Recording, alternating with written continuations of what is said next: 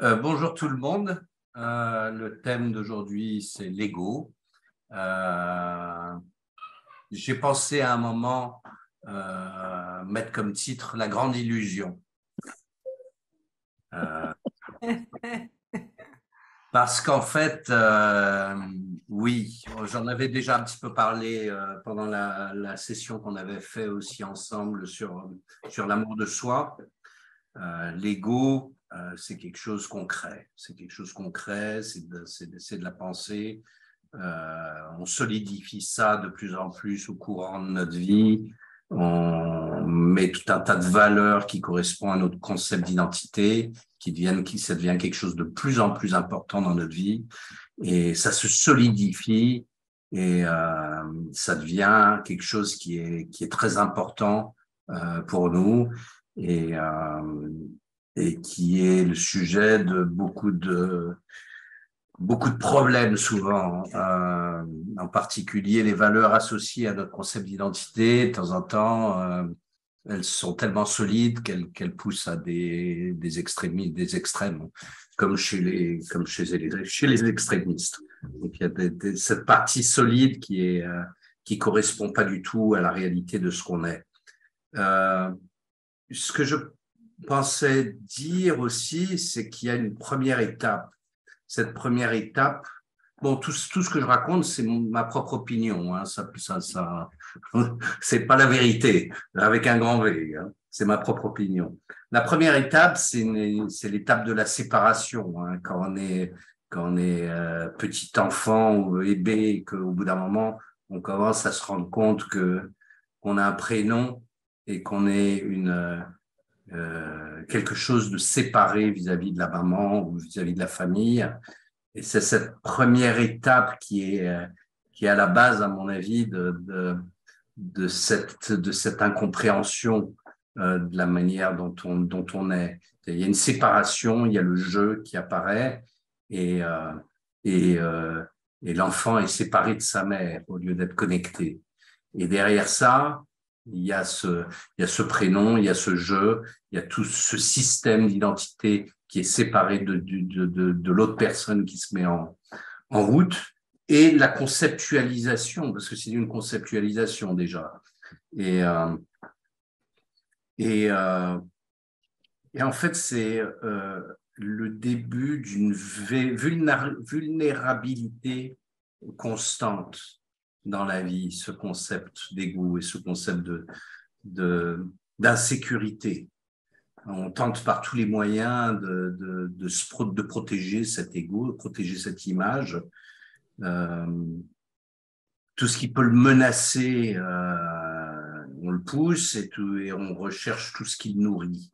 Et c'est en fait une manière de vivre qui est commune. Il y a plein de personnes qui cherchent à nourrir cet ego euh, et qui mènent leur vie entre ces deux mouvements, le mouvement de, de, de rejeter tout ce qui menace l'ego et d'attirer la recherche de tout ce qui le nourrit, tout ce qui fait plaisir.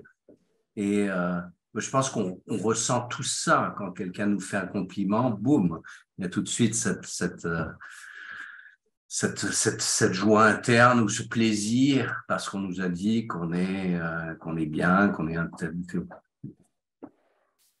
Et de la même manière, dès qu'il y a une critique interne sur notre concept d'identité ou nos valeurs, c'est quelque chose qu'on reçoit comme une blessure.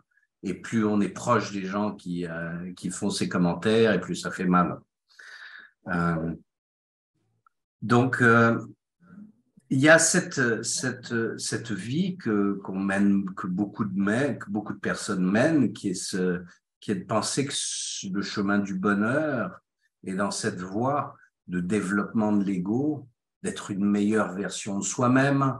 Il y a toute une partie de jugement, d'essayer de, de combattre nos défauts, de s'améliorer, qui est qui est une manière de vivre notre vie qui est pas en fait, qui est une grande illusion. Euh, la recherche du bonheur là-dedans, c'est basé sur l'incompréhension que cet ego, c'est juste quelque chose qu'on a créé et, passer beaucoup d'énergie mentale sur une création qui est sortie de notre tête comme ça, parce que justement, il y a tout un tas d'émotions qui sont associées avec le fait qu'on le nourrisse ou qu'on l'attaque. C'est une incompréhension de notre nature profonde qui a rien à voir avec l'ego. Et donc, mon chemin personnel, en fait, c'était de déconstruire un petit peu cette construction que j'ai construite pendant 50 ans et d'aller regarder en fait toutes les parties ou toutes les parties qui me poussent dans la vie qui sont basées sur cette construction mentale au lieu d'être basées sur ma compréhension de ce que je suis. Cette séparation, c'est quand même quelque chose qui est la base de beaucoup de souffrances. Parce que dans la réalité, on est tous connectés. Si on regarde les trois principes, on partage cette conscience universelle et on est tous faits de la même énergie. Il n'y a pas vraiment de séparation entre nous et l'autre. Et la séparation, et on fera certainement aussi un webinaire sur la solitude, c'est quelque chose qu'on a créé dans notre tête, qu'on a cru, ça devient de la croyance, et qui nous fait souffrir. J'aimerais, Hervé, Oui. je m'excuse, je ne sais pas si tu avais, je suis en train d'interrompre ton flow, mais c'est parce que j'aurais aimé qu'Andrea dise quelque chose. Je m'excuse, Andrea, je te mets sur le... Bon, il faut que je me taise et que j'écoute. Écoute, la raison pourquoi j'aimerais ça que tu n'en parles, c'est parce que quand on a eu une conversation cette semaine avec quelqu'un et tu parlais de ça, tu parlais de comment la personne devant toi est un miroir. Fait que je trouve que ça rejoint ce que Hervé dit et j'aurais aimé ça entendre ton point de vue aussi. Oui, ok. Merci. La personne ou la situation ou ce que l'on voit à l'extérieur ce que l'expérience qu'on fait, pour moi, est un miroir de ce qui se passe en nous, un reflet. Ou aussi que l'autre, c'est aussi ça je l'avais déjà dit, je crois, en tout cas c'est la façon dont je le conçois, l'autre est nous aussi, c'est une partie de nous qu'on voit à l'extérieur pour que l'on puisse la reconnaître, cette autre partie de nous. Oui, miroir, puisque ça nous renvoie... Justement, j'ai discuté avec quelqu'un aujourd'hui qui se sent là, qui se sent fatigué dans ses fonctions et disait qu'il voit ça à l'extérieur de lui. Et c'est son regard qui projette à l'extérieur chez les personnes. Et donc, en même temps, il prend conscience que ce qu'il voit à l'extérieur de lui, en fait, c'est son propre regard. Et que en modifiant son regard, il verra arriver autour de lui autre chose. Donc, en modifiant ce qui se passe, en reconnaissant cette lumière, il va voir à l'extérieur de lui la lumière. Voilà.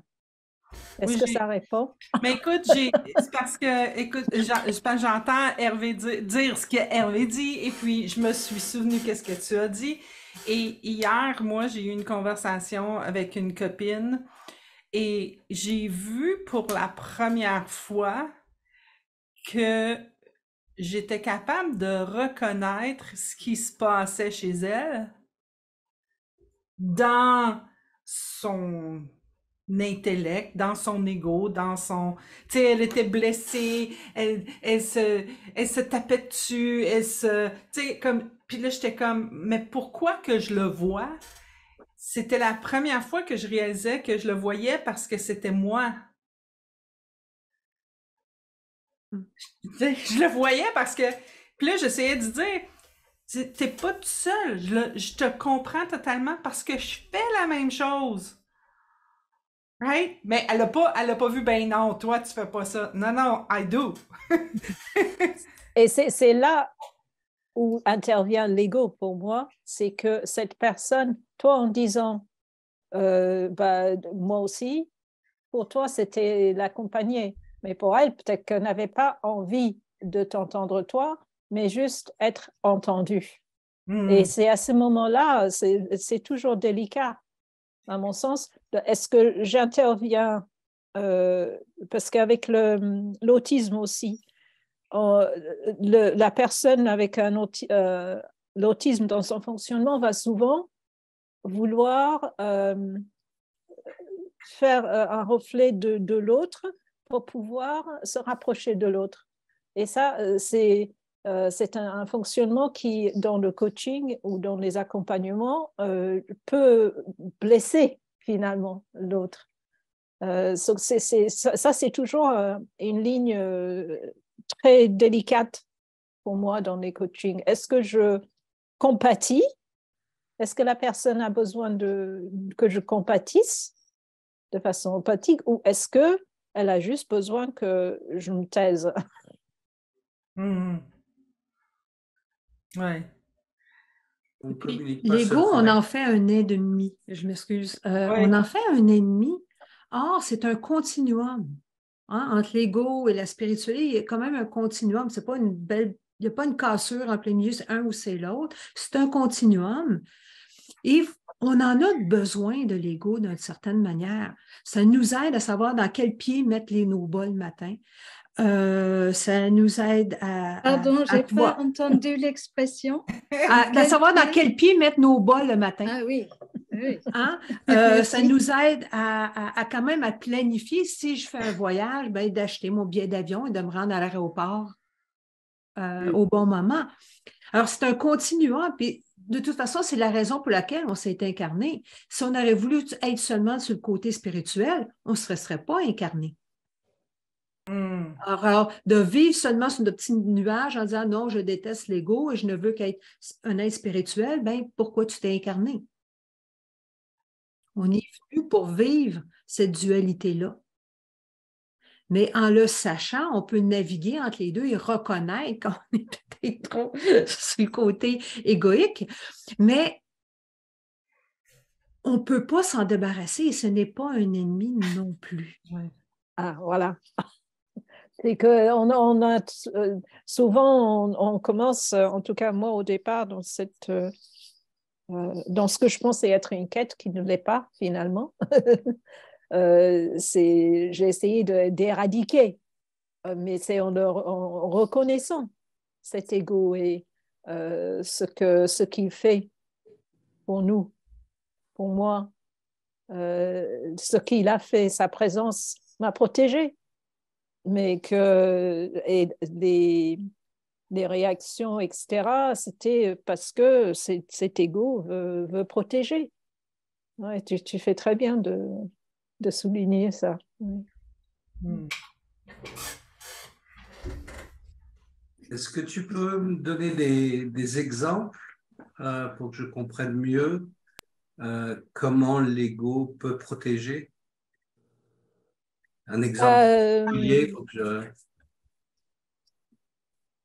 Oui, quand on est enfant, il nous conduit enfin, il nous apprend apprend, il nous aide à nous conduire d'une façon, puisqu'on est dans un environnement en tant qu'enfant, en général, c'est difficile de s'en échapper et on a besoin de recevoir de la nourriture, d'être au chaud, d'une certaine protection. Et en fait, l'ego nous apprend de fonctionner d'une certaine façon dans un certain milieu, mais c'est qu'en sortant de ces milieux, de cet environnement, et que si on continue avec les mêmes comportements, on peut avoir des difficultés parce qu'on n'a plus besoin de cette peur ou de ce type de fonctionnement. Et après, ça nous freine, justement. Mm-hmm. On pourrait appeler ça un peu notre enfant intérieur qui s'est créé une paire de lunettes à travers laquelle la vie est filtrée. Mais cette paire de lunettes-là, les croyances ont été là pour nous protéger en premier lieu, mais avec la façon qu'un enfant de 4 ans a de percevoir la vie. Et puis, on grandit, puis on oublie que c'est une paire de lunettes qui a été mise lorsqu'on avait 4 ans, 5 ans, 2 ans. À la naissance, à certains moments même. Et on oublie qu'on n'a pas besoin d'avoir raison. J'ai vu 2 adultes récemment ensemble, et ce sont 2 hommes qui me sont très proches et qui sont proches entre eux. Ils ont un rapport de travail très, très, très beau, en fait, une complicité entre eux qui fonctionne correctement.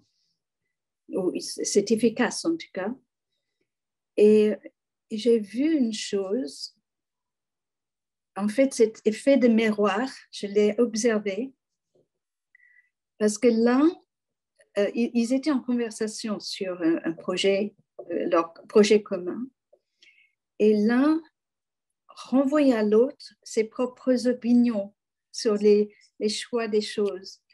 En fait, ils se connaissaient bien, ils s'entendaient bien, mais j'ai trouvé ça très étrange que l'un renvoie les mêmes opinions à l'autre, qui connaissait les opinions et qui les rendait un peu. C'était vraiment très étrange. En tout cas, je ne peux pas vous apporter la réponse, mais c'est curieux. C'est très curieux d'observer les égos, les égos des êtres humains. Sinon, Hervé, j'avais aussi une question pour toi, parce que tu as bien démarré un peu vite et j'avais du mal à suivre. Et j'avais envie de te poser une question sur les extrêmes, parce que tu as parlé de toute la partie où tu as terminé par parler des extrémistes, je crois. Oui, les extrémistes religieux, c'est un cas de figure où les valeurs qui sont la base du concept d'identité de la personne sont des choses qui sont très sensibles. C'est vraiment la base du concept d'identité. Quand tu commences à toucher à ces valeurs, c'est comme si tu touchais à l'identité de la personne. Et par les fanatiques religieux, si tu commences à toucher à un des piliers de leur religion, des valeurs qui sont très importantes pour eux, c'est comme si tu les touchais personnellement. Et dans ces cas-là, ils sont prêts à prendre leur Kalachnikov et à dégommer tout le monde, ou à se faire exploser. Donc c'est toujours quelque chose qui est sensible, et même au niveau de la communication, dès que tu touches au concept d'identité, tu touches toujours une corde sensible. Tu peux dire oui, là tu t'es pas comporté de manière très élégante, mais si tu dis tu es violent, tu es quelque chose, derrière il y a toujours un concept d'identité. Tu es débile, tu es trop impertinente, etc. Tu touches un concept d'identité. Et ça, c'est toujours pris de manière beaucoup plus profonde et ça peut blesser beaucoup plus que si tu décris ce que la personne fait. C'est de la PNL, ça, mais c'est important. Dès que tu touches au concept d'identité, t'as des réactions qui sont plus fortes. D'ailleurs, Ouais. je me pose la question si on a le droit, parce qu'on pointe le doigt comme un enfant qui dit c'est toi qui l'es. Donc, ça y a encore ce reflet, ce miroir de nous quelque part. Et c'est là où parler de ses propres ressentis. Ce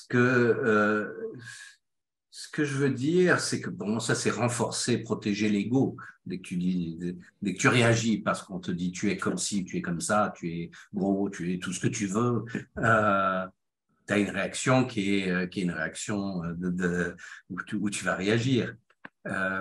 Et ce que je me posais comme question, et ça remet pas en question ce que tu disais, Martine, c'est quelle est la partie d'énergie qu'on met dans nos journées, dans nos vies, qui sert à protéger, à renforcer l'ego, à se là. Et je pense qu'il peut y avoir beaucoup d'énergie qui est passée là-dessus, au lieu d'être dans un autre chemin qui est de petit à petit de déconstruire tout ce qu'on a construit pendant toutes ces années de jeunesse, etc. Et pouvoir, quand c'est déconstruit, mettre notre énergie sur quelque chose de plus créatif, de plus connecté. Je pense aussi que l'ego te déconnecte un petit peu des autres parce que tu es concentré sur toi-même au lieu d'être en phase, d'être en relation avec l'autre. Et c'est ça aussi. Il n'y a pas que de la communication verbale. Andrea, tu disais tout à l'heure, est-ce que j'interromps, ou est-ce que j'écoute juste l'autre personne? On sait que la communication verbale, c'est 30% de l'équation. Tout le langage du corps, le ton de la voix, tout ça joue énormément. Et quand tu es en écoute, tu communiques. Bien sûr que tu communiques. Donc, il y a cette partie-là qu'il ne faut pas négliger du tout. Tu disais tout à l'heure que le pourcentage, c'est ce qui nous donne du boulot. Les gens qui veulent justement être un peu plus conscients, c'est ce qui nous donne notre boulot. Oui. Et cette belle conversation. C'est vraiment une conversation très, très riche et je suis vraiment, vraiment très heureuse d'être là avec vous parce que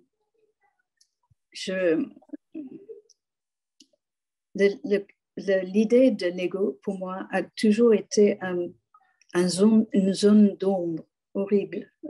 Vraiment, je ne comprenais pas le concept de l'ego. Sinon, j'aurais peut-être pu aller un peu plus loin dans les études de psycho. Mais je butais à ces petites choses, de ces petits concepts de début de l'ego, de lead, etc. Donc, quand j'ai entendu Sydney Banks dire « The ego is a delusion » et que j'ai vu l'ego avec des ailes d'aigle. Faudrait que tu traduises ça, Jennifer. On est dans un webinaire francophone.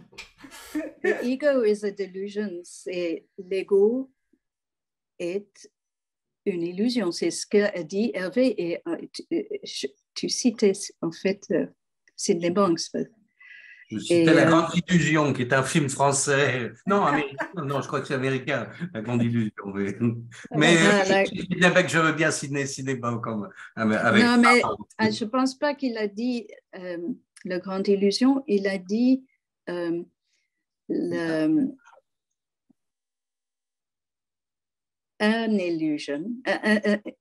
illusion. Mais il a dit sur un DVD, non, un CD qui s'appelle The Great Spirit, l'esprit, le grand esprit. Donc, oui, comme toi, il en était conscient.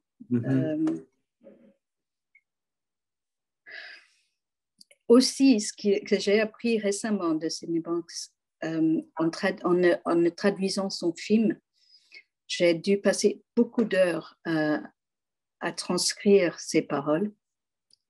Et il y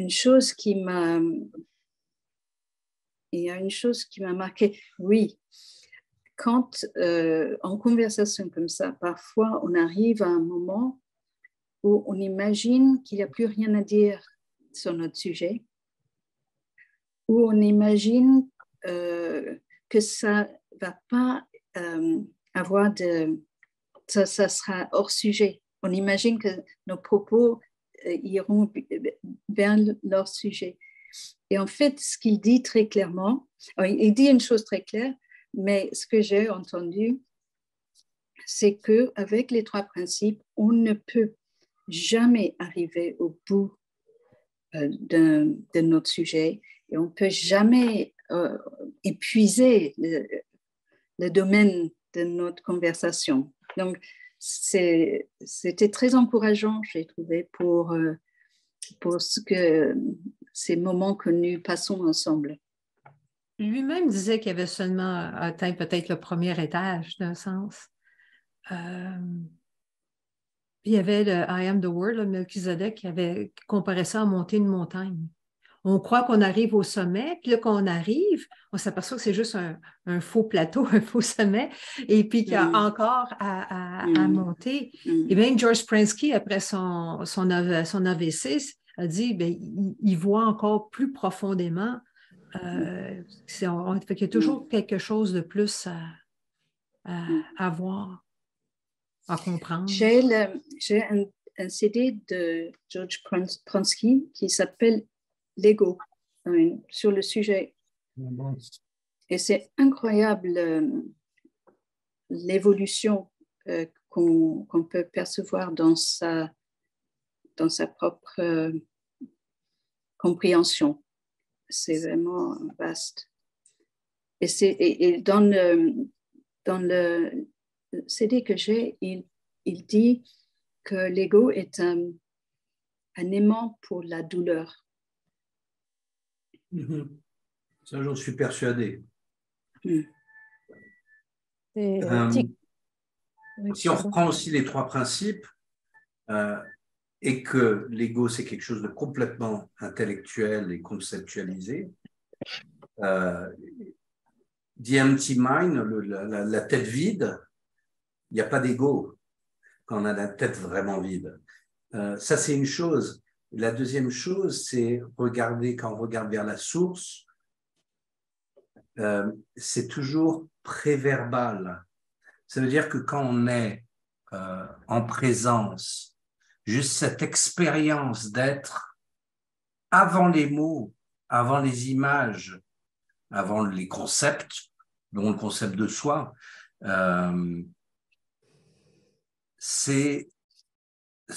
on est toujours là, c'est l'expérience du moment présent avant de verbaliser. On est très très bien. On est très très bien. Avant, on est dans l'infini. D'ailleurs, l'ego, chaque matin, on se le remet en tête. Tu vois, quand tu te réveilles, il n'y a pas d'ego. Tu dis, ah oui, qui je suis? Je suis Martine Brisson. et tu reprends et tu remets ton manteau et toutes tes valeurs, ton concept d'identité. Ça ne se fait pas comme ça. Martine. Pardon? T'as beaucoup changé, Martine. Alors, les Asiatiques, les bouddhistes, la sagesse bouddhiste et tous ces gourous, ils travaillent énormément sur ce concept de Mr. Nobody, où petit à petit, tu laisses partir de plus en plus ton concept d'identité pour pouvoir ne pas filtrer en fait ton expérience avec toute cette partie conceptuelle. Et ils font cette déconstruction de tout ce qui est, de tous ces concepts qu'on a fait pour arriver à avoir une expérience dans le moment présent, non contaminé par ça. Ben, j'ai une question à ça, moi. Est-ce que, ça, c'est une question à tout le monde, est-ce que vous avez cette expérience qu'il n'y a pas d'ego? Ou est-ce que vous avez l'expérience que l'ego est là, mais vous dites, c'est à mon tour. C'est moi qui parle, là, tu sais. Parce que pour moi, comment l'expérience, présentement, je peux vous dire que dans la dernière année, j'ai eu un insight, j'ai vu quelque chose intérieur de moi, à l'intérieur de moi, à propos de l'ego. J'ai vu comment, premièrement, je l'aimais pas. Tu sais, j'y avais mis une étiquette, elle est pas fine, je veux pas qu'elle sorte, puis plus que je voulais pas qu'elle sorte, elle sortait, tu sais. Et j'ai aussi vu que c'était pas moi. Mais je la vois, c'est comme je l'avais séparée. Je l'avais, tu sais, comme l'ego était séparé de moi et je le qualifiais comme pas correct. Et là, comme Martine disait, là, c'est plus comme, OK, ben des fois, je suis dedans, des fois, je suis pas dedans. Et des fois, je l'entends, puis j'opte de dire, non, c'est pas moi. Fait que je sais pas si elle disparaît toujours, parce que c'est assez récent pour moi. Tu sais, comme, je suis encore surpris de dire, aïe, je l'ai pas envoyé promener, celle-là. Parce que mon ego aurait dit, non, ouais, il l'a promené. Mais, et quand je les ai envoyés promener, j'étais correct avec. Je sais pas si je fais du sens, là. Tout ce que tu enverras promener reviendra vers toi pour être revu et reconnu. Ouais. Et Hervé disait tout à l'heure par rapport à la déconstruction, il me semble que dès lors qu'on est dans et je n'arrive pas toujours, hein, je suis toujours là en train de discuter de ce sujet avec mes paroles, donc je suis encore dans l'ego. Dès lors qu'on réussit à être en observation et en reconnaissance, c'est-à-dire qu'on accepte qu'on a tout en soi et qu'on n'est pas... tout ce que l'on rejette revient vers nous, parce que ça veut dire qu'on est dans l'ego, dans la peur de l'acceptation. Et il m'est arrivé un moment de perdre totalement la conscience d'être Andrea face à des champignons, mais pas des champignons magiques. Elles étaient magiques, mais le moment était magique. Et pendant cet instant-là, le jeu égo n'était plus et j'étais c'était un tout. C'était un moment dans les bois. Dites-nous plus sur les champignons, s'il te plaît, parce que est-ce que c'était... J'en avais pas consommé, on va dire. Mais oui. C'était je me promenais dans les bois, je me sentais libre, totalement libre de tout besoin. Et c'était agréable. Un moment, mais justement, il serait dangereux d'essayer de retourner vers cet instant parce que c'était tellement magique que je pourrais avoir l'envie de retourner juste à cet instant. Or, je serais en train de négliger tout le reste. Non, c'était des champignons dans les bois et à un moment donné, après une promenade où je m'étais complètement... j'étais complètement défaite de tout besoin, tout, voilà. Il y avait du soleil, c'était voilà, un moment parfait où l'ego n'avait plus besoin d'être présent. Et ça a duré juste un très court instant. C'était merveilleux. Et j'en garde le souvenir parce que c'était un espace hors du temps. Voilà. Est-ce que ça en dit plus? L'infinité. Oui, oui, ça m'intéresse. Parce que c'est de ce temps-là que parlait Sydney Banks, je crois. Et j'ai eu un aperçu de conscience ou un petit mouvement de conscience par rapport à ça récemment, où oui, c'était sur le sujet des religions, et les religions n'ont pas encore trouvé une façon de présenter l'infini. C'est ce moment-là, en fait, l'infini dont tu parles. Et on parle de l'éternité. On vise l'éternité, mais l'éternité manque une dimension maintenant. Et là, tu nous donnes un merveilleux exemple de l'infini dans le moment présent. Donc, tout y est. Mm. Et puis, voilà. Et puis, je parlais par rapport à quoi déjà? Oui, par rapport à la déconstruction. Ce n'était pas une déconstruction, c'était un effondrement. Voilà. C'était tout était voilà. Alors, c'est marrant parce qu'avec les champignons magiques ou le LSD, etc., il y a beaucoup de gens qui rapportent ça, une explosion de l'ego. Et pouf, accès à un niveau de conscience totalement différent où l'ego n'existe plus. Mais cette destruction, cette déconstruction dont tu parles et dont je parle, c'est jamais fini. Ça veut dire que tu fais ça, tu fais ça, tu fais ça, et puis bon, petit à petit, tu déconstruis quand même énormément. Mais quand tu penses que tu as tout déconstruit, il y a d'autres choses qui reviennent et qui reviennent. Je pense qu'on fait ça jusqu'à notre dernier jour. Puis même dans la déconstruction, on parlait des bouddhistes, ces choses-là. Eckhart Tolle parlait d'une expérience que Randam lui a fait mentionner. Ramdas, oui. Et puis, apparemment que Ramdas avait amené du LSD avec lui, puis il l'avait donné à son gourou. Et le gourou, il y avait plusieurs comprimés, et le gourou les a tous pris d'un coup. Et là, Ramdas se regardait, elle disait, oh, ça va être intéressant. Et apparemment, le gourou est resté complètement impassible. Et là, Eckhart Tolle, il devait avoir plein de choses qui se passaient dans son cerveau, surtout la quantité qu'il a pris.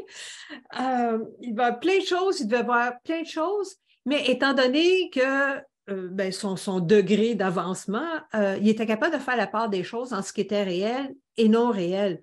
Or, le commun des mortels aurait fait un bad trip. mais lui, étant donné où il était, il est resté impassible. Comme dit, avec la quantité qu'il a pris, là, c'est évident qu'il y a eu plein de choses qui ont dû se passer dans son cerveau. Mais il était capable de faire la démarcation entre le réel et ce qui ne l'était pas. Et peut-être qu'il était aussi à un niveau de conscience suffisant pour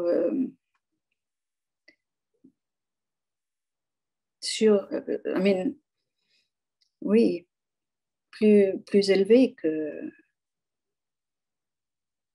Oui, Ramdas Das, c'était son truc, c'était Mr. Nobody. C'était vraiment d'arriver à tout déconstruire de manière à être complètement dans l'expérience sans filtre. Moi, ce qui m'étonne, Andrea, c'est que tu dises t'as touché Dieu là pendant ta balade dans les bois. Oui, moi je dis pas Dieu parce que pour moi ça a des connotations. Oui. Je dis source quelque part puisque c'est tout ce que nous sommes en réalité. Tu as touché la source, mais tu n'as pas envie d'y revenir. Moi, oui, mais autrement, ce serait dangereux. J'ai vécu aussi un moment on appelle ça l'orgasme du cœur. C'est une forme d'étincelle. je sais pas, l'ego n'existait plus. Mais essayer de trouver ça à nouveau ce serait vouloir revenir à quelque chose qui, cet instant n'est plus, et en même temps, ça l'est ailleurs. Cet instant, c'est cet instant parfait que l'on recherche à travers. Je ne sais pas, j'ai jamais pris de drogue mise à part l'alcool, mais avec l'alcool, je n'ai pas de même résultat. Non, je ne parle pas de drogue, mais de continuer à faire des promenades en solitaire. Alors, essayer de retoucher. Oui, mais être en recherche de ça, je ne vais jamais le trouver. Il est nécessaire simplement, c'était un instant où je ne le cherchais pas, justement. Et moi, je vais cueillir en automne. Tous les jours, je passe 1 heure dans le bois autour de ma maison et je cherche des champignons. Moi, je les trouve que je ne cherche pas. Tu ne les cherchais pas. Oui, voilà. Mais c'est un problème parce qu'il y a déjà eu plusieurs personnes, l'expérience que Sid a eue, il y a Adyashanti, il y a un paquet de monde qui ont eu ce genre d'expérience-là. Et le problème, c'est que certaines de ces personnes-là essayaient à tout prix de recréer l'expérience. Et ils ont passé leur vie, finalement, à essayer de recréer cette expérience-là, à place de dire « Oh, youpi, je l'ai vécu, qu'est-ce que j'ai appris de ça? » pour pas aller de l'avant dans la vie. Mais eux autres, c'est pas ce qu'on fait. Eux ont essayé à tout prix de recréer ça, puis ils en sont devenus malheureux. Oui. À cause de prendre le bonheur de ce qu'ils ont vécu et d'aller de l'avant à partir de ce bonheur-là. C'est ça, la seconde que tu pars dans la recherche, tu sors de l'esprit. Exactement. Exactement. Et la recherche et et la résistance sont des on le fait innocemment aussi, hein? Je veux dire, si on est capable d'être éveillé et de voir, OK, c'était un moment, tu peux pas recréer un moment, tu peux pas, on a bien beau l'essayer. Il y a une grosse industrie, justement, avec la Saint-Valentin, recréons les moments d'amour, tu sais. Mais c'est pas... Je pensais que tu étais pour dire ayahuasca.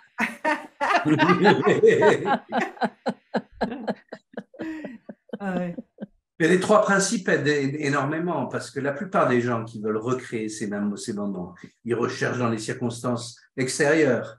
Leurs petits copains, leurs ceci, ils essayent de recréer les circonstances qui ont du moment. Nous, notre compréhension grâce aux 3 principes, on sait très bien que ça vient de l'intérieur, toujours.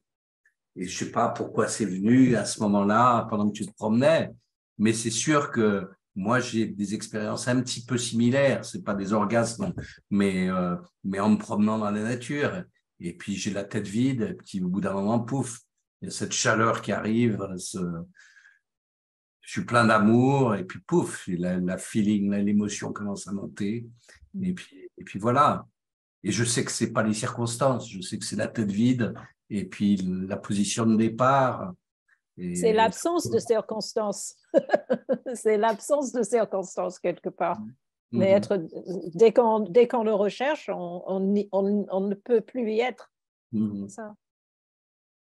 Sinon, Jasmine, pour répondre à ta question, j'avais trouvé un concept ou une image c'était de notre cerveau reptilien, tu vois, qui est notre ego. Et j'avais vu le lézard monitor. Alors, le lézard monitor, c'est un lézard géant. Et une fois, j'ai habité une maison en Afrique du Sud avec un lézard monitor qui habitait sur la salle de bain. Et parfois, il se baladait, mais il était vraiment beau, costaud, reptilien. Il marchait un peu en serpent. Mais c'était un serpent avec des petites pattes. Et donc, c'est ça notre ego. C'est ça notre ego. Alors, si le reptile monitor, s'il tombe sur une grenouille, ben, il n'est pas très gentil. Et notre ego est comme ça avec nous, tu vois, quand il est bête et méchant. Hein? C'est pas la partie la plus, c'est pas là où l'intelligence coule de source. Hein? C'est pas ça l'intelligence derrière la vie. Moi, je me demande s'il n'y a pas un danger à en faire quelque chose d'extérieur, de dire mon ego, c'est pas moi, c'est lui, on l'a conceptualisé, etc. On en a fait quelque chose de... Quand on en parle comme ça, on en fait quelque chose d'extérieur. Alors que, pouf, c'est nous en pensant. Et on le fait toujours dans le moment présent. Il ne faut pas penser que c'est l'ego d'il y a 10 ans, c'est du réchauffé, etc. On le crée dans le moment présent, toujours. C'est ça qu'on fait. Mm. Et c'est une création, c'est un doing. Vous voyez ce que je veux dire? Et doing, c'est toujours intellectuel. Alors, je ne devrais pas dire doing. Comment je dirais ça en français? C'est de la création. C'est le faire. La création dans le moment présent. Mais tu sais, c'est ce qu'on fait toujours, les êtres humains, c'est on met tout en mots, on extériorise ce qu'on a à l'intérieur de nous. Non, un objet. Là, après ça, on fait l'erreur de dire que ah oui, ça c'est une chose, ça c'est. Oh, là, je le mets là, je vais le mettre là, il n'est plus là. Tu dis, je n'aime pas mon ego. Je n'aime pas lui. Mais je me souviens, j'ai été coachée par Mavis Karn pendant quelques temps. Et puis, j'arrivais, tu sais, j'avais un appel, puis là, quand je revenais de l'autre appel, là, je dis, Mavis, j'ai vu ceci, j'ai vu cela, j'ai vu ceci, j'ai vu cela. Puis là, elle était comme, elle m'écoutait. Puis elle était comme, tu sais, Jasmine, je vois que tu as vu quelque chose, je l'entends. Tu n'es pas obligé de mettre des mots dessus. Tu sais, tu peux juste... Elle dit, la seconde que tu y mets un mot quand tu as vu quelque chose, tu perds déjà, tu contamines déjà ce que tu as vu. Puis, ça m'avait... Parce que ça, c'était mon ego qui disait, OK, là, je vais partager, là, ça va faire une différence, c'est comme, là, je vais y monter, elle va m'aimer quand je vais y dire, tu sais, il y avait tout ce petit côté enfant qui était comme, you know, Mavis avait 80 ans, tu sais, elle a 80 ans, on a 30 ans de différence, moi puis elle, tu sais, fait que là, c'était comme ma maman, fallait que j'y compte. Mais à partir du moment où elle me l'a expliqué, elle m'a dit ça, ça a eu une grosse transformation sur moi, où à un moment donné, je voyais quelque chose, puis j'étais comme, j'ai pas besoin de le raconter, j'ai pas besoin de dire quoi que ce soit, j'ai pas besoin d'y mettre des mots, puis c'est vrai parce que j'ai pas toujours les mots, j'ai pas toujours les bons mots, mais le feeling à l'intérieur, je le sais quand il est là, le feeling à l'intérieur, tu sais. Il y a une histoire aussi que Chip Chapman aime raconter où il y a eu justement un insight, une révélation, puis il va voir Sid, oh, il y a un insight, tout content. Et puis Sid dit, oh, on va aller prendre une marche. Il parle de tout et de rien, mais il ne pose jamais la question sur l'insight que Chip a eu. Puis finalement, à la fin de la journée, Chip rembarque dans son camion puis retourne chez lui. Ça n'a jamais parce que Sid n'a jamais posé la question parce qu'il voulait probablement qu'il reste dans le feeling. Dans le feeling. Une fois, ça m'est arrivé d'avoir un insight dans un groupe de 30 personnes. Et l'insight est passé par moi. Ce n'était pas moi qui l'ai eu, mais j'ai pu... il est sorti de ma bouche quelque chose qui a beaucoup influencé tout le groupe. Et je savais que c'était passionnant pour moi. D'abord parce que mon ego a tout de suite voulu prendre la vente de la scène. Hein. C'était un groupe payant, j'avais payé et en fait, c'est moi. Donc ça, c'était intéressant. Et puis, c'est très intéressant d'analyser. on ne fait pas trop de l'analyse dans les 3 principes, on évite. Mais, pardon? On explore. Oui, on explore. On explore, c'est bien, merci. Mais c'était passionnant parce que c'était un mélange, c'était quelque chose, la révélation que j'ai eue c'est comme tu disais, Martine, l'ego et la spiritualité sont liés et nous ne sommes pas une dualité. Il faut qu'on essaie de le dire, il faut voir dans l'unité. Et là, c'était un exemple flagrant de comment l'intellect et l'intelligence travaillent ensemble pour créer une révélation. Oui, c'est aussi ça, c'est qu'il y a les 3 principes en jeu. Il y en a un qui s'appelle la pensée. Et la pensée est très souvent verbale. À partir du moment où on va dans la pensée. Tout est pensé. Donc on est tiré, ça fait partie de notre nature humaine, on est tiré et on va de toute façon penser, on va faire tout ça. Et bizarrement, quand on parle de la source, l'endroit d'où viennent ces bonnes émotions, etc., on regarde vers cette énergie intelligente, on regarde vers la conscience, et pour ressentir ça, c'est un petit peu préverbal. Donc c'est ce qu'ils nous disent, de regarder avant la conceptualisation, avant le verbe, avant les images. Donc il faut arriver à être dans cette présence, de regarder vers la source et de chanter un petit peu l'intellectuel. Et c'est une partie de nous, cette partie de conceptualisation, on fait ça sans arrêt toute la journée. Donc c'est pas facile. Je vais peut-être sortir des 3 principes en disant que d'après d'expériences vécues, tout n'est pas pensé. Cette énergie.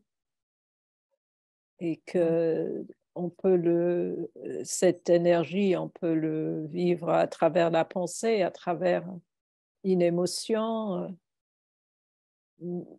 À la base de tout, c'est une énergie, et on dit énergie, mais qu'est-ce que c'est finalement, réellement? Et j'ai conscience que je sors de ce qui est... Non, pas du tout. Je pense que c'est tout à fait compatible. C'est la même chose. On parle de la même chose. C'est tout à fait compatible. C'est ça qu'on disait dans les premiers débuts de Sid. Il disait pas la pensée, la conscience et l'esprit. Il disait pas ça du tout, tu sais. C'est juste que pour pouvoir amener cette conversation à plus grande échelle, ils ont trouvé un moyen de l'expliquer. Mais c'est une chose, c'est comment on fonctionne, tu sais. Et la sagesse naturelle, comment elle s'exprime. On est bien obligé à un moment de former avec cette énergie. Et quand on forme avec la pensée. Et cette sagesse naturelle, c'est de la sculpture de cette énergie à l'état pur. Et il fait bien la différence aussi dans l'expression de cette énergie en sagesse naturelle et toute la pollution qui est autre chose. C'est là où on commence à... La contamination. On commence à avoir ces pensées d'ego. Et pas seulement... Alors, je vais vous quitter. Oui, à la prochaine, tout le monde. Merci, merci. Bientôt. Bonne soirée. Oui, mais on a définitivement terminé. Je pense que c'était une belle exploration. Merci à tout le monde d'avoir été là. Dans 2 semaines, le 23 février, on va parler de solitude. On va explorer la solitude. La solitude. J'ai pas, ça m'est venu tout à l'heure quand il a dit solitude, solitude. On va voir. Et comment vous dites grounding alors? Parce que solitude, ça centré. Grounding, c'est centré. centré. OK. Merci. À bientôt tous. Ça m'a fait très Merci. plaisir de vous voir. À bientôt. Au revoir. À bientôt. Merci. À bientôt. Au revoir.